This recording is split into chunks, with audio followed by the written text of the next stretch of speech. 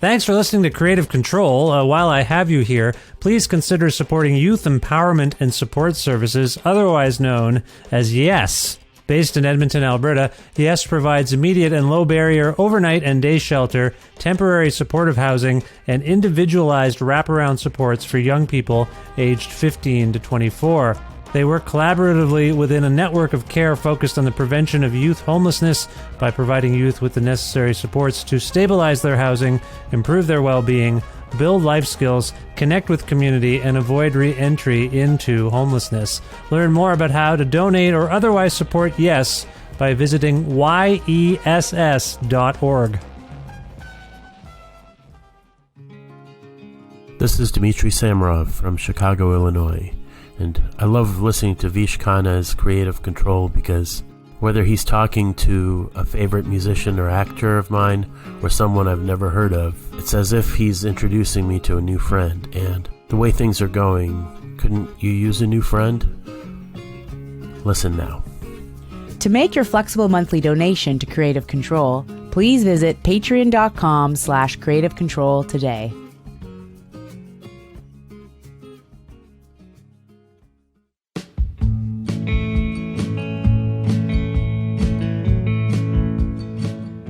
Joan Shelley is an alluring and talented songwriter, singer, and musician based in Skylight, Kentucky.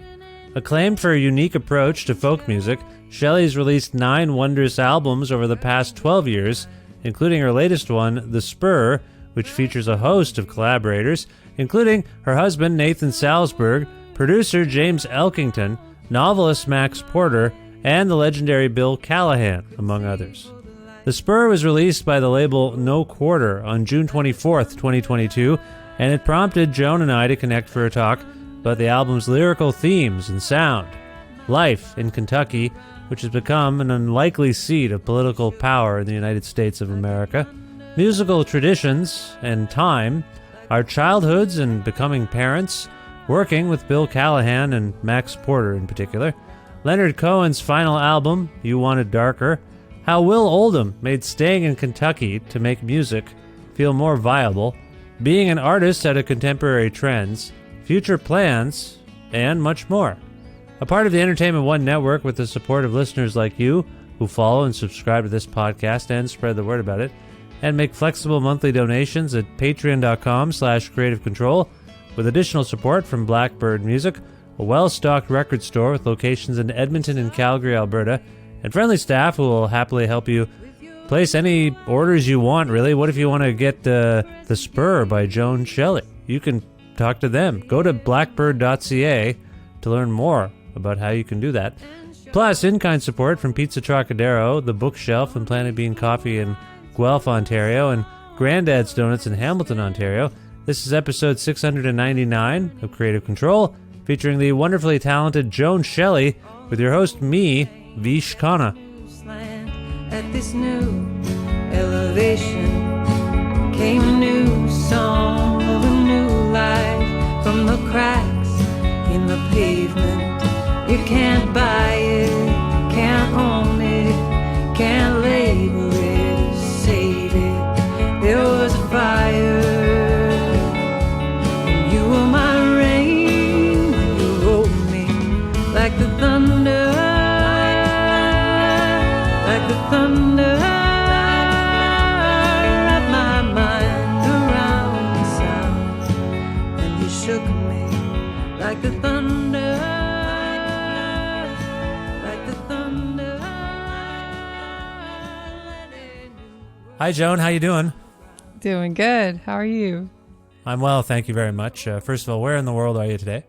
I'm in Skylight, Kentucky, at home. Skylight, Kentucky.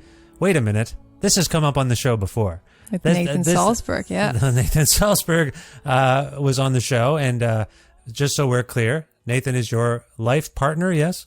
Yes, he is. Nice. That's great. How's Nathan doing? He's good. He's good. We're, we're managing with our 1-year-old sleep pattern. Right. Yes. Congratulations. I'm trying to remember. Is it since I think when I spoke with Nathan, the child has already, the child was, that's actually influenced our ability to schedule stuff. Now that I think about it, as it will. How is your child doing? She's good. She's beautiful. She's hilarious.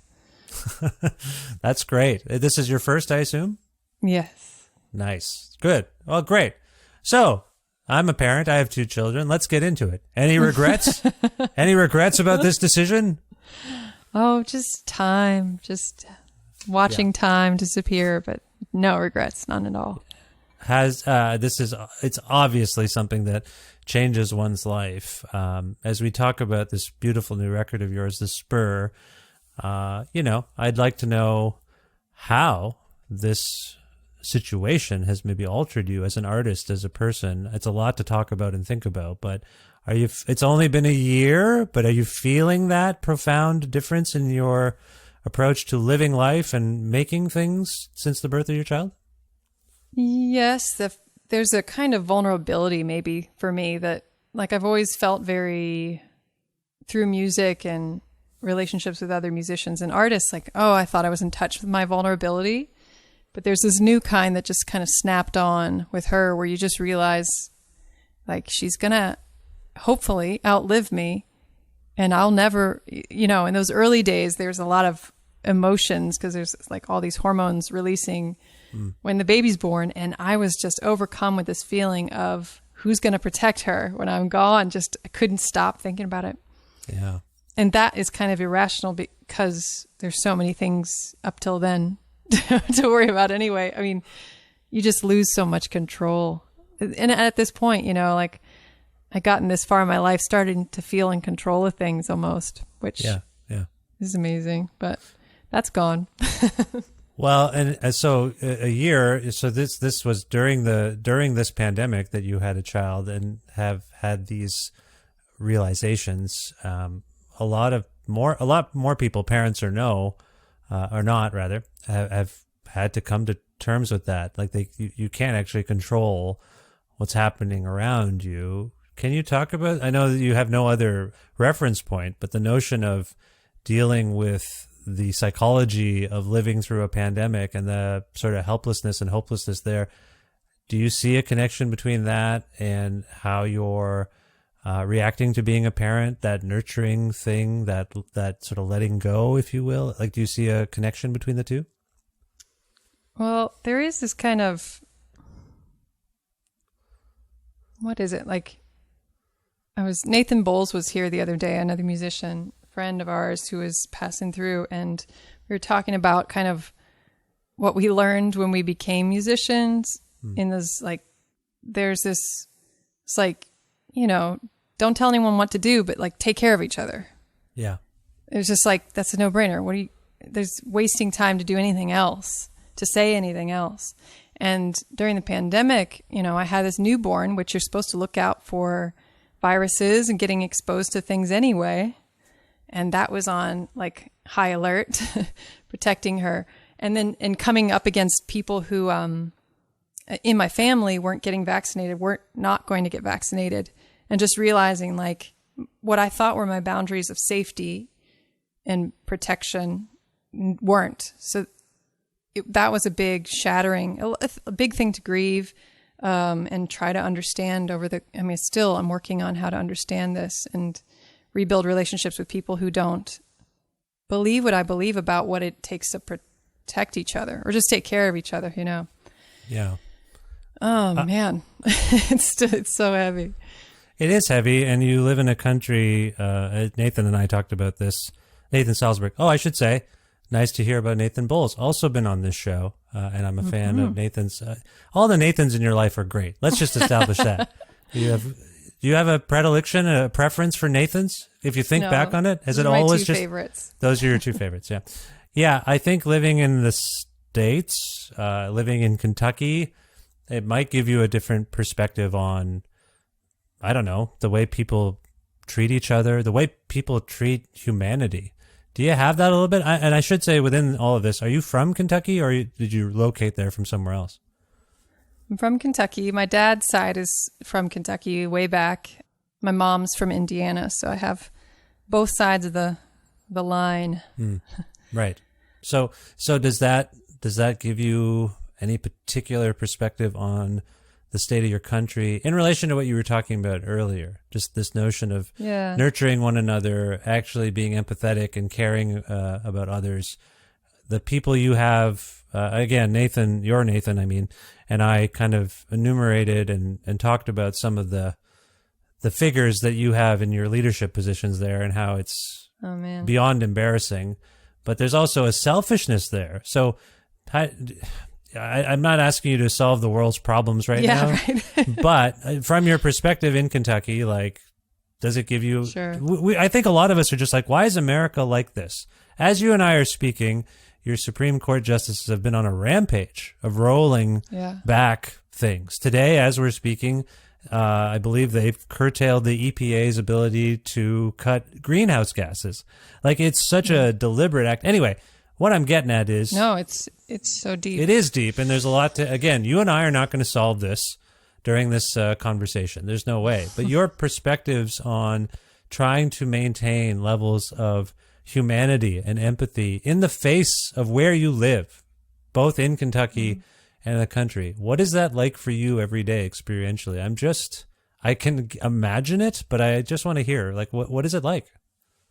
I think there's a big piece of this. Well, there's a little bit of like, okay, this is our adolescent country. It's never gone through a lot of things other countries have that have some more social supports.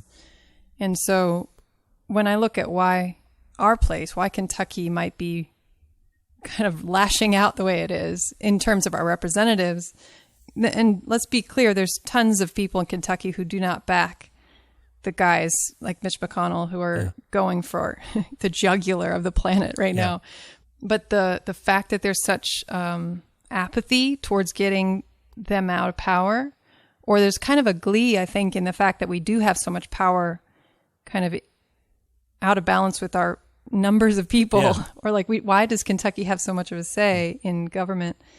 I think you could look back to the history. I think this place was really rich in all kinds of things. Coal and timber. The beginning was like this incredible timber harvest. It's been a place that has been heavily extracted from since the beginning of its inclusion in this, colonial experiment. And those people stayed poor. Like, we have a history of just working, and not really getting above water. And I think that created a kind of bitterness, maybe, that, this distrust of authority, this desire to bring down people that think they're higher than us, It's complicated. And I think there should be some kind of, again, like, what am I talking about this for? But I think about it in like, the musical tradition is so rich. It's so developed. Like, it shows you the depth of humanity here. And just, I see the way people talk about Kentucky because they're so angry about what's happening. But it's like, until you acknowledge like the beautiful people here, until this place gets like nourished and respected back, you're not going to get what you want, like there's such an imbalance of that. I don't know. That's my bargain basement. I wasn't studying this stuff, but it's my impression. No. And I that's the thing. I mean, everyone is basically having to make themselves into the student or scholar of what's going on just to comprehend it, just to have some grounding in it. You know what I mean? Like, I appreciate what you're saying. I'd like to say for the record that I love Kentucky. I loved visiting Kentucky. I love some of my favorite people are from Kentucky. So I just want to put that on the record. The one thing I will say in reference to what we've been discussing is having a child is a very hopeful gesture. It's more than a gesture, but it's a hopeful thing to do, I suppose. And it's very much, I think when you have a child, you have, if you make the conscious decision to have a child, and raise a family, I think you are forward thinking. You are optimistic about the future. When I talk about what's going on with rollbacks in your country right now, and when you talk about the divide right now, do you see it as a future past divide? I believe in traditions and heritage, and I believe in family, and I believe in history, but it does seem like people are using history as a crutch to make decisions that impact the future. And again, yeah. I only bring this to you because we're talking about having children and making families and all that sort of thing. So I feel like, do you see where I'm coming from? Like subconsciously, you're looking ahead. You had a child. You want that child to thrive. You want to, probably subconsciously, if not consciously, you want a legacy to continue on some level. You know what I'm saying? But right now, we're having this thing where there's a certain sect of political actors that are like, let's make everything the way it was. And let's listen to people who wrote a document 300 years ago. They know what's going on. They know about guns and abortion, even though those things, I mean, abortion existed, but you know what I'm saying? Sorry. That's where I'm struggling, and I'm just trying. We're all I'm just trying to. It's okay. Yeah, I'm trying to get some temporality stuff going on here. So let's go with that first. Do you know where I'm coming from there, and what do you make of it?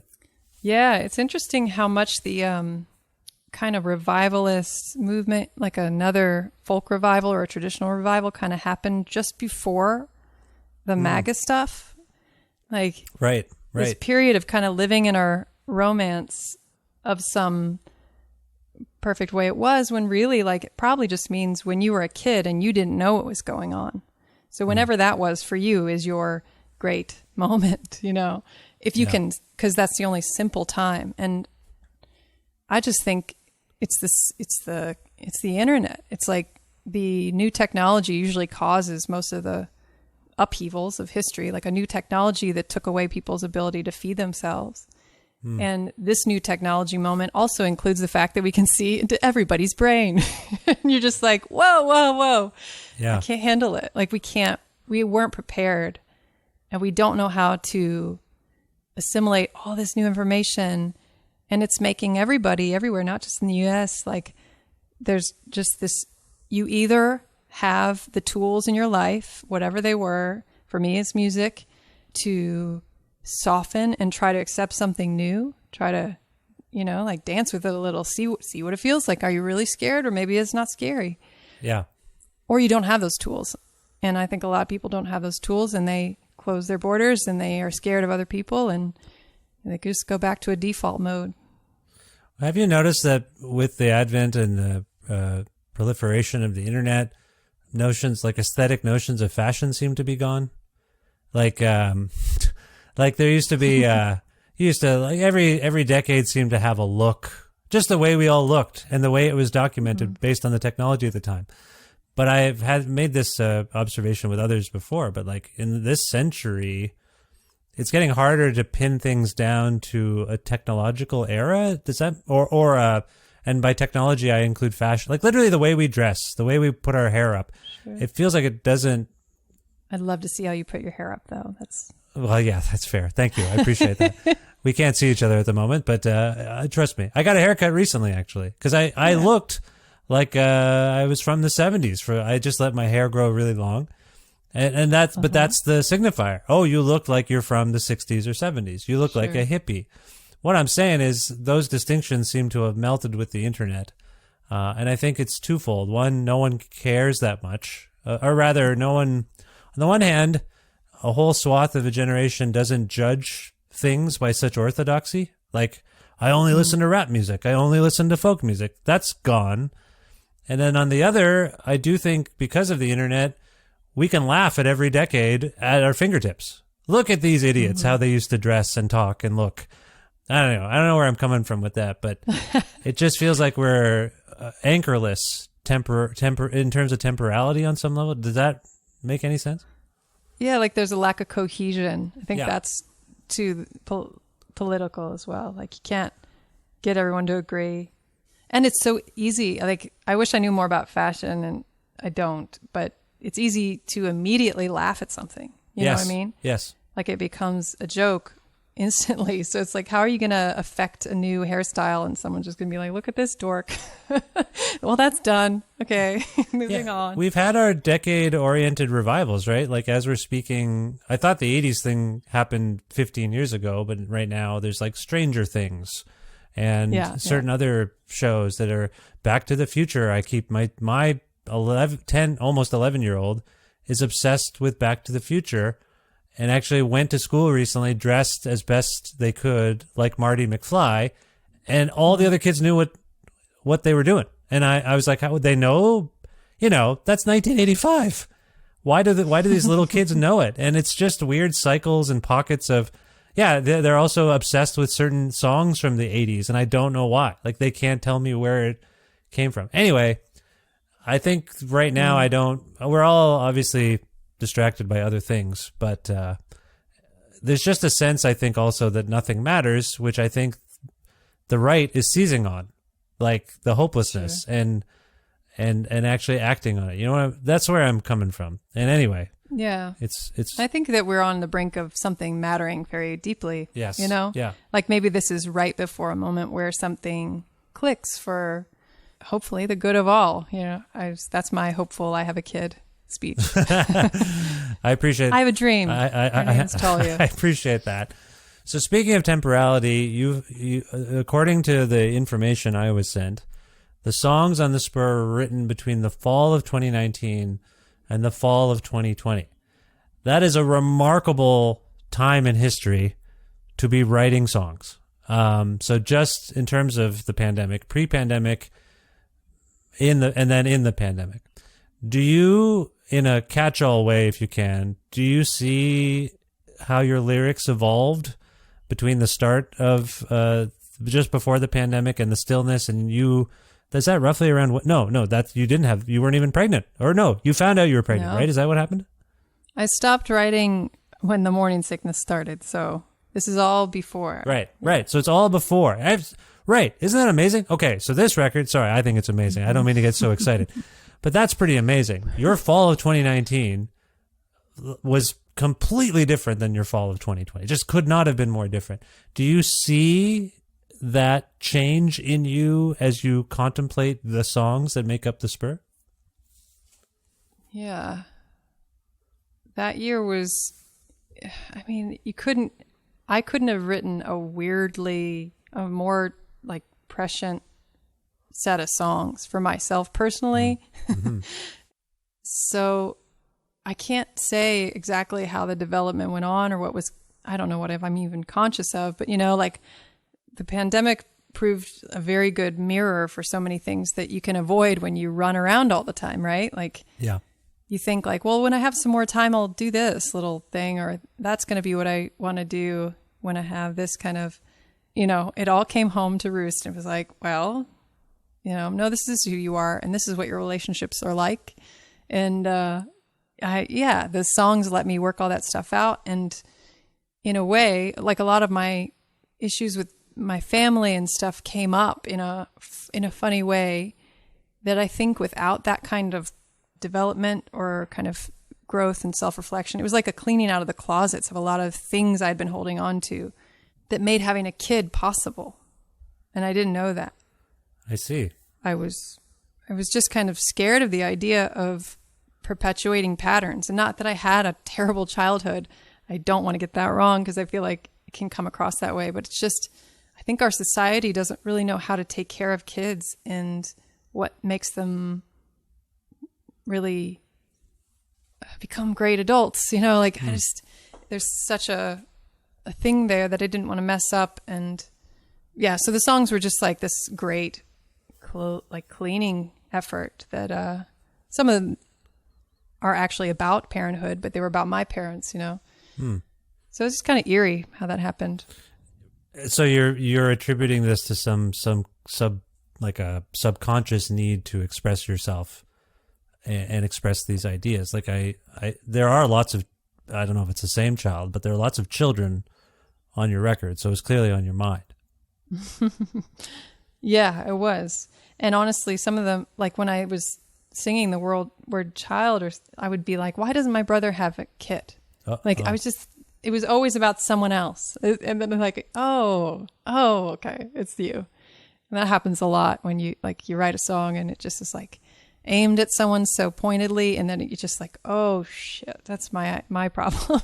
I was listening to the song Like the Thunder from the new record yesterday. I mean, I've been listening to it for quite a few weeks actually, but I was listening to it yesterday and it occurred to me, I think in my initial impressions of it were like, oh, this is a love song directed at, someone that you would have a relationship with as an adult. But then as I was listening to it yesterday, the whole family and I were driving around in the van, and I don't know, I couldn't help but wonder, did I get it wrong? Is it about your child? Like the thunder wrapped my mind around the sound, and you shook me like the thunder, like the new world come around. Like that shifted me a little bit. And I don't mean to ask you to tell me exactly what this song means, but Joan, can you tell me exactly what this song means? I'm just curious if you see where I'm coming from. Yeah, that's weird that it could totally make sense for that. And I think that's an extension of what I'm saying is like I prepared my kind of love. I mean, I was aiming it at my current life at the time, which had no baby in it, but I could see that line makes even more sense if you apply it to the love of a child. Well, there's newness with that line, but I mean, when you fall in love, that there's a newness. Sorry, I'm just trying to differentiate between a parent's love for their child and a lover's love for their lover, if you will. And and I sometimes like blurring the lines, not because it's just an interesting. That song was definitely a lover's song, to be clear, in its writing and its intention.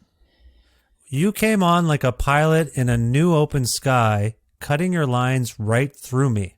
Sorry, I don't mean to make this a biology class, but there is this nature, like I was driving our minivan because we have one. I'm a dad. Okay. And I was like, wait a minute.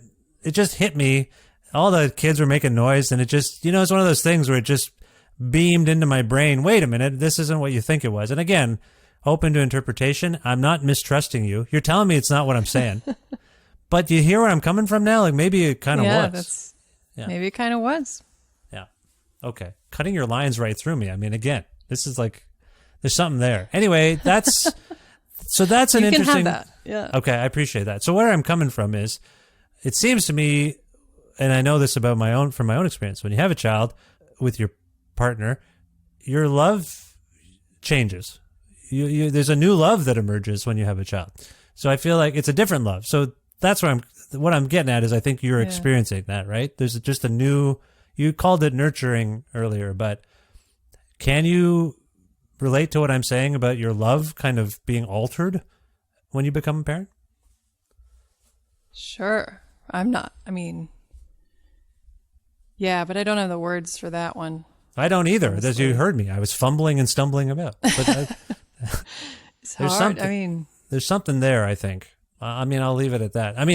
The other song, one of the other songs rather, where you invoke children a lot is your duet with Bill Callahan, Amberlit Morning, and another collaboration.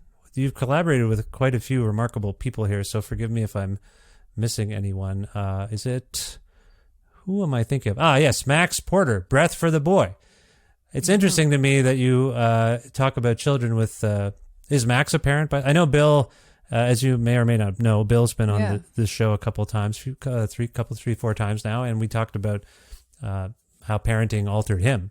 And of course, Bill would defer to being like, listen, I'm not going to sit here and talk about being a dad and an artist. Like, that's not I understood his reticence to be like, it's not like a easy equation, but he became a dad, I think, rather late in life. And again, totally altered, naturally altered.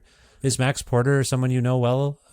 Is Max a parent? We have only communicated over the internet because of the distance and the time we had met, but or found each other. Yeah. He is a dad. Yeah. He has written amazing books about, Grief is a Thing with Feathers is a gorgeous book. Lanny is a gorgeous book. And he deals with this kind of masculinity and then just an earth. I don't know. I just love everything about what he brings to, and he brought it to that song. I don't know. Yeah, so he's dad. Was that your question? To be clear, so Max is a songwriting collaborator. Max does not sing on this song. He's just a writer. He doesn't write songs, but we have experimented with songs. Right. He gave me some lyrics, and I turned his lyrics into song, and then I've sent him almost finished songs that I was kind of stalled at, and he added and took away some things. That would be Breath for the Boy. And did Bill Callahan contribute lyrically to the song Amberlit Morning? Yes. He did some lyrical, chordal, and he changed a few things. Yeah. He would say they were minimal, but I think they were rather dramatic. Well, that's a perfect encapsulation of Bill's personality.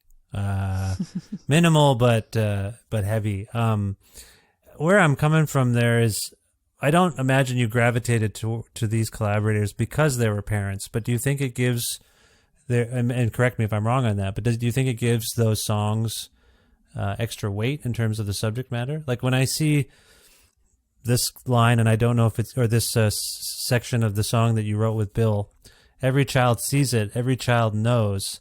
As a child, I saw it all.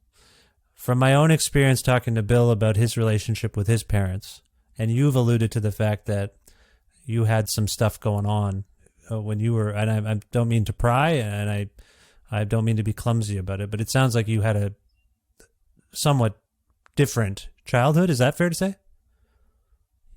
We all had different childhoods, I guess. Well, that's true. That is technically true. We all had different childhoods. But I mean, I don't know if yours was particularly difficult, but as a child, I saw it all is an interesting thing for a parent to say. Because I don't know about you, but when you have a kid, I'm not regressing, but it does make you regress a little bit because you assume that you need to raise your child with the same experiences and books and movies and TV shows that you had. It's one way you try to relate to them or relate to their being. And I will say sometimes my wife falls into this trap, and I say, yeah, they don't want to do that. Like there's the internet now. There's just different things now. You know what I'm getting at there? Like it's just, you can't raise them exactly as you were. And obviously I would think you want to try to refine some things. Like if you had a troubled or strange childhood. Anyway, I'm all over the place. My question was about 5 minutes ago, did you gravitate towards these collaborators because of their experience as parents? Do you think it gave what you were all trying to get at any particular weight, a particular extra weight? For the one with Bill, certainly. I had thought about that song as a kind of like a good night moon. I wanted it to be kind of big and abstract, but a conversation between two kind of, I called it constellations at the time, like something in space. Yeah. And so him as a parent, as someone who knew how to put a child to sleep, that seemed important. To know the rhythm, to know the exact, chemical combination that will not put the listener to this song to sleep, but just the way that kind of lullabies and myths all have this kind of gruesomeness in them, really. And when I'm saying every child sees it, I'm referring to the way that as a child you see like life and death, you see gruesome stuff, you learn that they're bad or good, but like in the beginning you're just seeing the earth, you're seeing everything that's living and dying equally, and then it's like, oh, it changes as we grow up, but there's so much you could interpret that line as, and I won't explain it anymore. No, I appreciate that. We'll leave it up to interpretation. I will ask you personally, and I'll relay to you that as a child, my parents moved to Canada from India and then raised a family, my sister and I. And I would say they tried to protect us as much as possible from the world. Uh-huh. And in my own experience raising a child in this day and age in terms of technology and what we allow them to access in terms of just screens and whatnot, it feels impossible. It feels impossible to fully... I will say the other side of that is I fought that. I tried to find out. The more they tried to protect me from the world, the more I tried to find out about it. Yeah, because you can tell when you're being... That's the good stuff. The stuff they don't want me to know about, that's probably the good stuff, really. Are you grappling with this in any way? The child is so young, so you're not quite there yet, but... No, thankfully, I feel like I'm only getting the challenges I can handle at each moment, but I can't imagine, because I still can't handle what I'm getting access to as an adult. So Yeah. it's like, what is the answer for a kid? And yeah, I can't imagine. But there is that thing about kids of like they'll see your behavior and mimic you. You can't hide that. We all have this idea. Your parents had an idea of what they wanted you to be. And so they protected you from the things they didn't want you to see. It worked out the opposite for them. But and you saw, but your eyes were clear. So you did what you did, I just think you can't fool kids.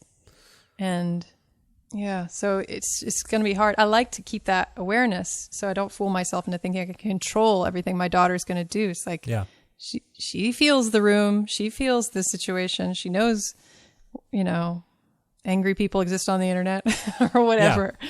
It's going to be, I think it's less about trying to hide things from her than giving her ways to deal with what she gets. That's at least my hope. I am a total amateur at this. No, I think you're absolutely correct. You just give them the best tools you can to deal with this world. It's just a very complicated one. But I do think, as you were speaking about me seeing clearly, I realize I have this oppositional streak, a contrarian streak. For better or for worse, often as I get older, I think it's a bad thing. But I do think it comes a little bit from the way I was raised, which was by them trying to hide things from me, I sought them out, and then that sowed a little bit of mistrust in what they were and weren't conveying to me. Sorry, I don't mean to, why am I conveying this to you? I guess what I'm saying is, it's a slippery slope. It's a bit of a minefield because I think you, as a parent, you just want to do your best and hope for the best and not repeat the same mistakes. But every once in a while, I feel like I'm making a lot of mistakes, and I hope they're not causing, the same like opposition, just being oppositional for the sake of being oppositional, if you will. Yeah, I share your fear. It's a fear. It's an absolute, you're feeling okay though. I'll tell you this. Here's what I'll say to you, Joan, and forgive me. You don't know me very well. It's fine. I'm just going to give you a little bit of advice because I say this to my wife sometimes. Our children, by the way, they're like I say, my son is going to be 11, daughter is 7. And every once in a while we get a little worked up about something, what they're doing, where they are. And what I say to my wife is like, this is the best time it's ever going to be because they're not teenagers. They're not getting into monkey business and mischief. We pretty much know where they are all the time, have mostly pretty good control. All I'm getting at is enjoy it. I say, as much as you might be worried about stuff and talking to me, who clearly is trying to fearmonger today, I would just enjoy it. Enjoy it for what it is. Yeah. Are you trying to do that? Oh, yeah. I mean, it's easy to enjoy this stage, surely. I mean, yeah. Just remind me that in like a year or two. Okay, I will. It's just something to keep in mind because I think we get, some parents, we get a little worked up is all I'm getting at. And I feel like like our peers, our friends have kids around the same age, and you end up having these conversations, and eventually you leave them being like, we should all just chill out a little bit more because everyone's all stressed out about everything. And this is, I get worried and stressed. That's all I'm getting at. Well, too, we're living in a world that is completely chaotic and stressful and out of our control. So it's like our one place of seeming control. You think like, well, at least I'll make some peace for my family. Yeah. And so if that starts to slip, I can see how that could make someone crazy. Yeah, exactly. One of the first songs I believe you wrote for the Spur was When the Light is Dying. And that is meant to kind of, or rather that was inspired by life on the road. Is that correct? Yeah, it was a combination of memories from the car window, getting across some very, just driving endlessly and having dark thoughts, listening to a Leonard Cohen's last record that is extremely dark and kind of seeing the sunset over the, over this countryside. And yeah, I had returned home with that memory and made that song just at the end of the tours before I thought like, oh, we'll start again in the spring. But then the spring was March 2020 and that didn't happen. What a remarkable record that You Want It Darker is. Are you a fan of Leonard Cohen's generally? Oh, yeah. Yeah. Yeah. And that album is almost, you're like, okay, prophet status. There you go. Like that guy could see the future. I mean, it's a beautiful collection of songs, but definitely not for when you're feeling down. He liked to sing about how he could see the future, didn't he? I mean, literally, he did do that. He he had that sort of. He was something of an oracle for us here in Canada. I'll say that much. I mean, for those who followed him and dug deep into him, yeah, you could see that. Yeah, and when you talk about, I don't know, there's a certain caliber of artist. David Bowie did something similar. Knew the end was coming, and talked about it. I think. I don't want to be morbid, but I feel like Dylan did it most recently with Rough and Rowdy Ways. There's just instances where he's aware. As an artist, what do you make of that notion of just grappling with mortality and time and all those sorts of things? I think to me, it's quite remarkable, but you don't often see it done as well as Leonard Cohen or someone has done it. Am I missing some examples of this that you can think of? Oh man, there's probably so many because, I mean, there's that idea that the artist is, I can't remember the quote or who this is from, but it's the artist, a great artist reminds you about that you will die and that you're not dead yet. Like that is the greatest work we can do. And I think that's what it is. It's always been that way for as long as humans could sing and talk. Like, we're awake. We're going to sleep again soon. I mean, you have a song called Forever Blues. There's a lot of temporality on this record. Like, I feel like, again, based on when you made it, based on the fact that you brought a child into the world, time was on your mind, would you say, on this one? Yeah, I wonder if that was the kind of the stagnancy of lockdown. But time is always kind of in my songs, I think. It's just something slippery I still always chew on. Yeah. Well, and Home. I mean, there's this beautiful song called Home that is very meditative, like finding a place on this planet. I mean, that's what I took away from it. And also recognizing, because we were also sort of landlocked, if you will, really becoming the most familiar probably than we ever have been with our homes, our houses, our the places we live. Did you find that occurred for you? Not exactly. That song was more about the abstract idea, like the way it's kind of what we were talking about when we talk about like, oh, when was it great, or like your childhood memory. If you actually went back to that place, like in a dream or something, like all the faces would be different. It's not how you remember it. These are these things that like you can try to push back to whatever you feel in your heart when you feel homesick. Like, what is that really? What's there? Yeah. And it's shifting. It's not a real place. It's like something you have to deal with. And you're like, that romantic notion is something you'll always have to deal with and you'll probably never find. And that kind of tortured me a little bit for a while. Yeah. I mean, as a touring artist, I'm sure you have a pretty unique perspective on what it means to be in a settled place. Like, this has got to be the longest you haven't. Sorry, I'm not actually fully familiar. Would you consider yourself a bit of a road dog? Are you constantly touring when you have a record out and all that sort of stuff? Not as much as some people. That's not. We're not Katy Perry level or anything. But but yeah, I had not been home for like a season for so long. I couldn't remember the feeling. So that was kind of an issue. It was like, okay, now we're really here. Like. And I said I wanted this huge garden and all these things. Like, and I did. You know, we went full bore, got goats and chickens, and made my huge garden. And I had this explosive energy to make the home I had always been imagining.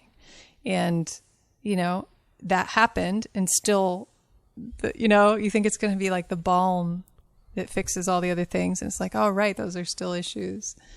Like the world, all that stuff doesn't change because you have made a sweeter home. But it was physically a very, very healing experience for myself. So. Well, there is literally a song called Home, and that's the one I was referring to. But you also have a song called Why Not Live Here? And that was also before. Oh, before which? Before COVID. Before COVID. You Yeah. can, the lines that stick out for me, and I believe it might be the chorus, you can move, but why not live here a while? And very strange. Is it straight? That's the prescience you're talking about? Yeah. Like, and it's laughable, like that voice, as if it was going to be such a light choice. Yeah. And when like it was a real option. I'm like, what? Yeah. Yeah. So okay, let's get to this. Are you a soothsayer? Are you the oracle? Did Leonard Cohen's spirit enter your body? Have you talked to many musicians who have had this experience? Because I've heard of several people who it's kind of a boring story now of like, wow, you wouldn't believe it, but I wrote a song and it happened. Like, oh, well, this is interesting you bring this up, Joan, because I have been putting this theory forward to whoever will listen. Most recently, Jeff Tweedy was on the show, and I put this forward. He borderline shot me down, but I'll tell you my theory. Here's my theory. We ascribe prescience to artists for things they make, and then what happens, because something happens based on something they wrote well before it happened. But my theory is, again, Jeff Tweedy shot me down. He didn't. He quasi accepted it. I shouldn't misrepresent Jeff. He's a kind person, and understanding and forgiving of my theories. But here's my theory: as an artist, you're paying attention to things in the world in a hyper sensitive way that some of us miss. I think this is why artistic movements start, because enough people, usually someone or some group, figures out a way to do something aesthetically and communicate it, and then it develops an audience, and then you get the movement.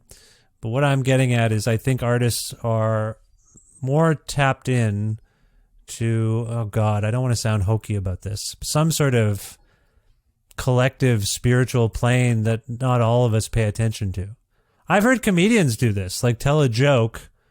Absolutely. And then it's like a sort of maybe a socioculturally oriented joke. And then we see, I don't know if you're on Twitter much, but there's these George Carlin clips constantly get recirculated because something he said 25, 30 years ago is still incredibly relevant.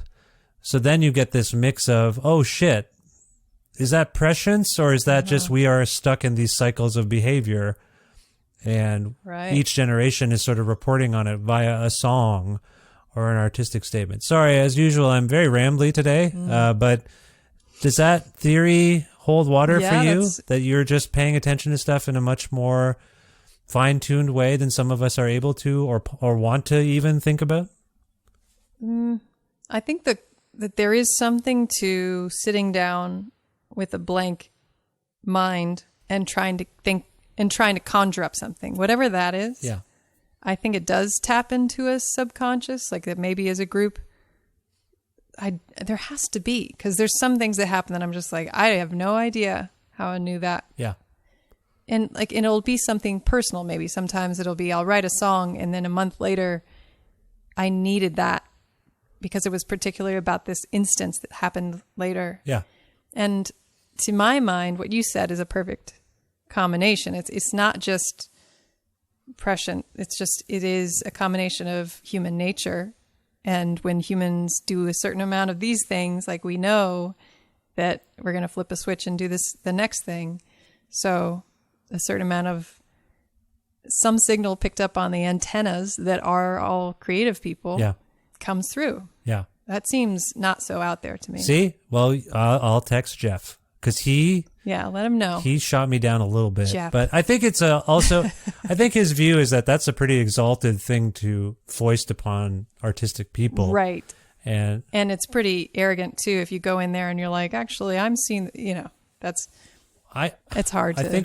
I think my point is, as someone who consumes a lot of music and art and culture and all those things, I'm numb to the prescience. Like I'm numb to it because I'm so used to artists talking about something that the rest of us catch up on. if that makes any sense. And to your point, I don't know if it's a solid. The theory does have some holes in it. I will say that, but I do think there's definitely something to it, because in this case, for example, if you're writing about the significance of home life or pondering what that even means as a concept, on the other hand, you're talking about isolation and alienation. What did the pandemic heighten? It heightened those things, I think. So what I'm getting at also is, it may not be precise, but the things that you're singing about were there for you and probably for a whole generation of people across the world. It's now taken on a different meaning because of what we all have gone through during this pandemic. So, like if you're talking about economic disparity or whatever, some of us have been talking or thinking about these things for a long time, but then we go through a collective thing like this, which in my lifetime we've never done before. I think it's normal for the consciousness, if you will, of everyone to shift. So we're all paying more attention to people like you when you talk about things like this. Does that make sense? Sure, like a revision, going and finding the relevant pieces and focusing on. I'm sure that could happen. But it's I creepy. think It must be bold to say they're listening to me, though. I mean, well, first of all, they should be listening to you. I'll say that. This is part of my job, is hoping that more people listen to you. But I also think, like you finished writing these songs in the spring of 2021, right? Mm-hmm. Yeah. They come out 2022, so they freak you out.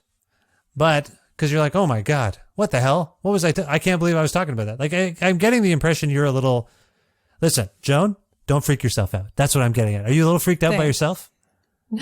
I'm dealing. Okay. The music on here, you were talking earlier about the folk and I guess traditional music revival. Do you view, there are songs here that I think fall into that category, even the songs that are maybe a little more elaborate, if you will, like the Thunder I was alluding to earlier. I mean, the distinction is basically there's more people and sounds involved, but do you view any of this music as a particular departure for you? Anything that you're particularly proud of exploring sonically with this record? I don't know really how to... Let's see. Sorry, am I making you do homework, calling up your own record? I didn't mean to do that. No, I'm thinking I've always had like I've liked to be on the edge between kind of a post-rock and an acoustic-minded thing. Yeah. I don't know what genre I would actually feel at home in, but I never have liked any of them. If I were to be restricted to a genre, I would be in a bad way. And it's been that way through all my records. So I don't know sonically if I've gone off the rails in any direction or into new territory necessarily sound-wise. I just feel like we've gone deeper into what we do, honestly. That doesn't make any sense, but that's what it feels like. No, and I assume the choices you made at the time are just reflective of where you think the songs go. Like the song with Bill Callahan, Amberlit Morning, has that ambience, but it's also it's sort of sparse, particularly compared to something like The Spur, which has a kind of stark quality, but when you hit those choruses, like I get the, what do you call it? I got the goosebumps. I get the hair raising feeling. You know what I'm saying? So they're just decisions you made at the time that I'm curious about in terms of maybe, just what's going on in the culture right now. Like just the fact that you alluded to the fact that there are these revivals sometimes. You feel, I guess what you're saying is you don't really feel like you fit in any particular, I don't know, cultural trend, if you will. Does that make sense? Sure. Yeah. Well, at least that. I definitely haven't been like on, I'm not pushing the edge of this, like there was that year that, what did the Lord song came out? Yeah. Royals, yeah. And like all pop music turned towards that sound, that like minimal like little snaps or whatever, and minimal percussion. Like everyone was just going for that hit. And I think because of traditional music, and knowing Nathan and knowing the archive, and therefore knowing like the history of recorded music, and seeing how recording changed music from being just kind of like, wow, these wild regional variants of music, all these different ways of playing and expressing yourself, and of what songs are, and what, you know, what a dance would look like or whatever. Yeah. And then seeing it homogenized to just like 2 or 3 kinds of thing because of the way that the machine worked, you know, like, Yeah. So I've always tried to just ignore a trend just because I'm a contrarian, like you're saying you are. I just was like, well, what if I just don't care? And these are my limits. These are my abilities. And I don't know. It's just something about me just loves that. Like that this is my little niche, and we're going to play here. And if you like playing here, you can come join us. I know you've collaborated with Will Oldham in the past, and Will's a family friend. Is that fair to say? Yeah. Yeah. This is a very Kentucky-oriented record. I believe it was made in Shelbyville, Kentucky. Is that correct? Mm-hmm. Yeah. Do you, just following up on what you're speaking of in terms of fitting in and regionalism, this is going to be a really dumb question. But sorry, Can't wait. another dumb question. Sorry, do you feel like there's been a lot of dumb questions? Well, no, I don't know what to expect now. What I'm getting at, no, I don't know why. I sometimes, towards the end, I get very down on myself, and I assume I'm being an idiot. But you're doing great. I appreciate that. You are too. We're hanging in there together. It's good. My point is, do you feel connected in what you're doing to any tradition that emanates particularly from the state of Kentucky? Like, do you feel like you're part of a trajectory of music that's being made? I think maybe you are. And I know this is just a matter of, for some people, it's a coincidence. This is just where I live, blah, blah, blah, blah, blah. But do you feel like your environmental or historical condition, if you will, as a Kentuckian, does it influence your approach to making music? Yeah. And I'd like to think like this was deliberate, because I started making music just around the time that everything kind of went digital, where you could contact people and share music online and stuff. So I was like, should I move to a bigger city where this is viable, or is it now viable anywhere? And I just was like, well, again, an anti-homogenizing choice here. I was like, well, I can't just go be another band in Brooklyn. I could try to be somebody who absorbed Kentucky and did Kentucky. And Will Oldham was a very big influence on me there, because like if he was choosing to be here, then certainly I could. And he was raised up in a different time where music was a different landscape. But I just kind of liked how he didn't care. He was he'll bring the world to us. You know, we got some good music coming through because of him. And a lot of people admire his work here and make stuff with that kind of love of country music and punk and all the things. So it's a cool place for that, for sure. And I'd like to think I'm in the lineage, at least because I didn't leave it.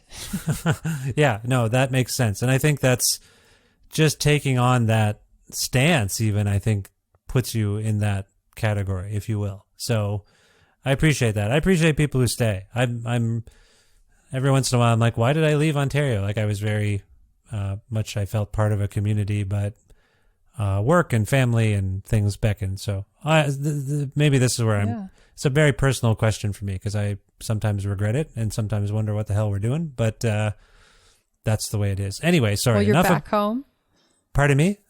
And now you're back where you came from, or no? No, I'm from Ontario, and was pretty well ensconced in a town called Guelph, Ontario, which is like a college town. Actually, Will played there at a music festival one summer, and with his band. And it's hard to. I wish I didn't miss anything, but sometimes you miss things, and it shifts. You're like, what did I do? Where, I should have stayed. Maybe we should have stayed. It just goes through your mind sometimes. You know what I'm saying? Sure. Yeah. Yeah. Anyway, sorry. I don't know why this is about me. It's all about me. I'm sorry. I didn't mean to do that. I'm curious. Well, it's just the nature. Yeah, I think what I'm trying to do is relate to your thoughts about what home means and what it means to raise a family and think about where you are. I mean, I don't know how else to put it. And I feel like a lot of that sort of a lot of those thoughts are coming through on this record. So it's got me thinking about them, if that makes any sense. Okay. Yeah. Yeah. Good So to reflect. yeah, it's good. Joan, what's next for you? I know you have this child, so that's just an ongoing project. That's just always going to be there. What do you have plans for more music, or are you working on anything now? I'm working on putting some shows together and figuring out how our touring looks now that she's in the picture. Right. That's kind of the big thing. And a few songs have come through, but I'm definitely in the antenna stage of things. I think the world is shifting so much right now that I can't help but watch. And it just feels very like an important time to be silent before you create something. Yeah. Are you a jotter? Do you jot things down, or do you sit down and let it all, like the whole thing is kind of comes out and it's done? I mean, not done. You know When what I'm I traveling, I like to jot things down, Yeah. but because the way that you lose track of stuff. But I haven't lately, and usually when I'm not traveling, it's just about sitting down and a song will show up whole. mean? Right. So it's been a mix of the two. Yeah. Well, for what it's worth, I love this record. You've got some amazing people. I'm sorry, we didn't talk about Spencer Tweedy's been on this show, and you got Meg Baird is also a contributor. Is there anyone else you want to? I'm sorry, this is my fault. I've steered the conversation awry. Is there anyone else you want to shout out in particular right now? It's James Elkington. I think we did them. I think we said them all. Zach Riles recorded it. Yeah. It's a lot of nice people on here. There's a lot of musicians. It's a wonderful record, and I hope you're proud of it, and I hope people find out about it, and that's part of what we're doing today. If people want to learn more about you and the Spur using their computers and telephones, where would you like to direct them?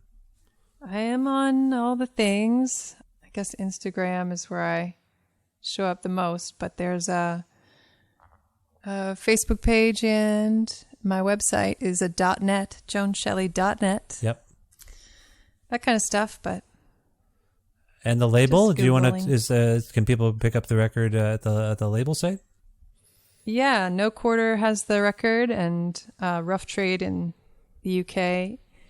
The Bandcamp is a really good website to go to for it. Yep.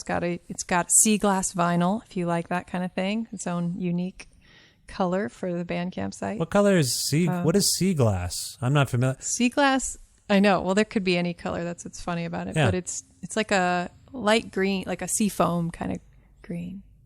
Did you pick this specifically for any particular reason? I thought it looked good with the colors of the record. I see. Okay. Sea glass. They're just inventing colors now. I'm not colorblind. I'm color stupid. I don't know enough about the colors. And when you have children and they're coloring stuff, they're like, what do you think? I'm like, I don't know. Sorry, I have vague color blindness. I'm like, is that brown or green? They're like, Papa, can't you don't know the colors? I'm like, I'm sorry. I got problems. Anyway, sea glass, now they're just inventing things. It's not good for me is all I'm getting at, Joan. It's not, Okay. they should stop. Didn't mean to confuse I would you, think but- there could be finite colors. Why do we have to invent new colors? Anyway, this is a bad thing for someone who appreciates art to say. I like colors. I like life. Well, it sounds the same. Okay. That's what you can look forward to. I appreciate that. Now, if we can go out on a song from the Spur for people to hear right now, is there one you can pick for us? And if so, can you tell us why you chose it? Well, I guess I'd pick the title track, The Spur. What is that? And What does the Spur mean to you as a catch-all? as the symbol means, it kind of had something to do with the place I was at, like this a spinning thing set in place, right? We were all just stuck and spinning. But then you could also take that image to mean, like, and I attached it to the people in my life who motivated me out of the idleness that I felt. It's just like, come on, like, feel something right now, because it's overwhelming, but like, wake up, don't go numb. And so that song is just like is a thank you to those kinds of people. Like, keep me seeing clearly, keep me in my life. And I think that's important right now. I will tell you that this chorus gets to me on a few different levels. It's one of those ones. Remember when I was trying to say I got the goosebumps? Yeah. When you get to be the spur in my side, be the shade over my eyes, all my friends and my enemies too, I'm with you. I'm with you. Like, that just feels very of the time and hopeful. I don't know what you're alluding to there per se. It's enigmatic, and I'm happy to leave it as such. But I just want you to know, from me here in Edmonton, Alberta, in Canada, that it just gets to me, and I feel like it's a very important sentiment. Well, thanks.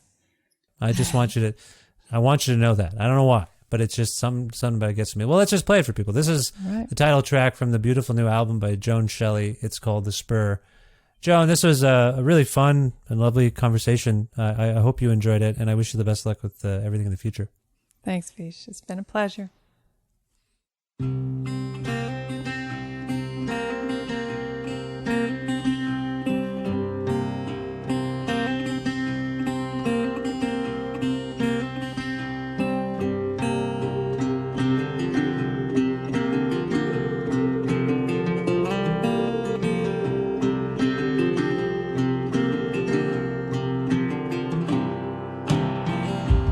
Put our feet in the sky, rip 'em free from the ground, and we'll dance like we're high. Watch the good times wear out. Come on, ride faster now, till the old world's a blur, a neon cardboard cut out, city skyline, the grand graveyard. Be the spur in my side, be the shade on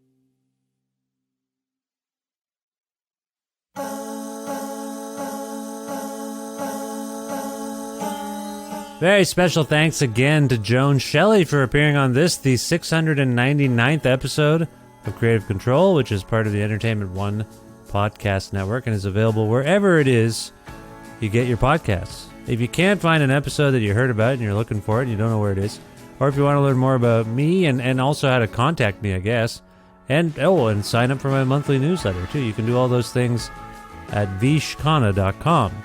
Also, you can like Creative Control on Facebook or follow the show on Twitter at vishcreative, or you can follow me directly on Twitter and on the Instagram at vishkhanna.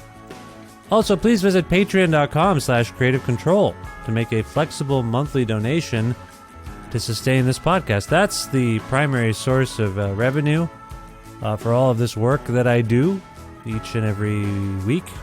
And that's it. That's pretty much it. There's a little bits of dribbles and drabs of things, but that's it. Your support on Patreon is what sustains the show. So, why would you do this? Well, I don't know. Because you're nice? No, you're also nice if you don't do it. That was the wrong thing to say. Here's what I'll say.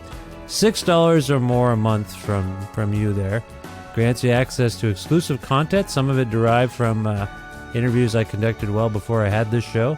Some of it derived from brand new interviews. I go into overtime with some of the guests, and you can hear that stuff there at $6 or more a month.